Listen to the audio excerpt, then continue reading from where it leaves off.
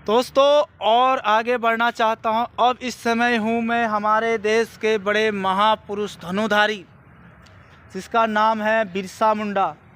तो मैंने किताबों में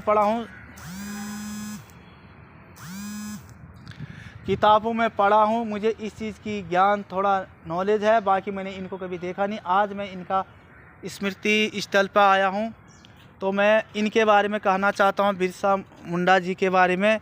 बिरसा मुंडा 15 नवंबर 1875 या 9 जून 1900 भारतीय स्वतंत्रता संग्राम के वीर सेनानी और आदिवासी जननायक थे, यानी कि आदिवासी जननायक थे। उनका जन्म वर्तमान झारखंड राज्य के खूंटी जिले के उलिहाल गांव में हुआ था।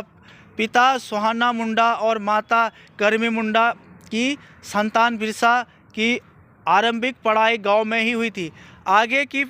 आगे की स्कूल की पढ़ाई उन्होंने चाई भाषा में पूरी की और बिरसा ने आदिवासियों को ब्रिटिश साम्राज्य द्वारा कृषि भूमि पर कब्जे के माध्यम से किए जा रहे शोषण के बारे में जागरूक किया।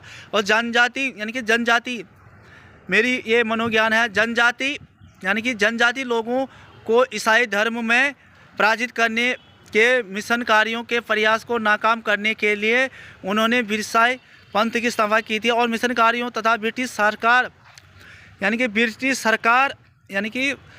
सरकार का विरोध करने के कारण बिरसा को अगस्त 1895 में गिरफ्तार कर जेल में डाल दिया गया। लेकिन जनवरी 1898 को जेल से छूटने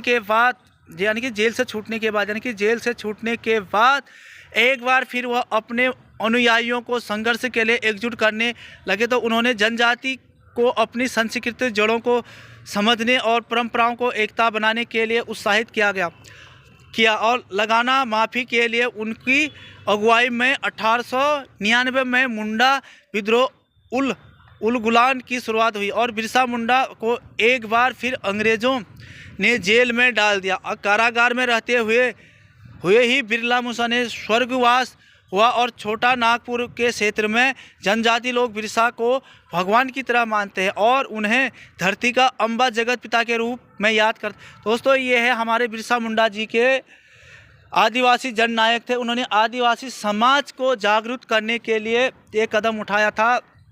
तो दोस्तों मेरे पास ज़्यादा वक्तव्य नहीं है, अब जाता हूँ मैं आगे हमारे देश के महापुरुषों के पास।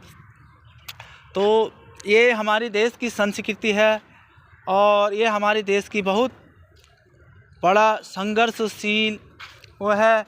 अब जाता हूँ रानी लक्ष्मीबाई जी के पास।